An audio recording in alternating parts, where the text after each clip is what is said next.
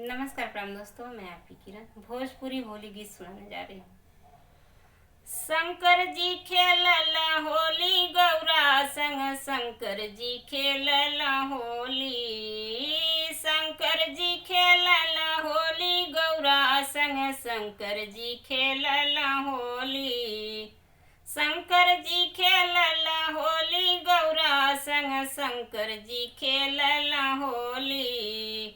शंकर जी खेलल होली हो, भूतवा बताल बड़े बिच्छू या गोजर, भूतवा बताल बड़े बिच्छू या गोजर। अरे आवे नागिनिया के टोली, अरे आवे नागिनिया के टोली हो। शंकर जी खेल गौरा संग होली, अरे शंकर जी खेल गौरा संग होली हो। शंकर जी खेलल होली। अरे आवे नागिनिया के टोली गौरा संग, शंकर जी खेलल होली।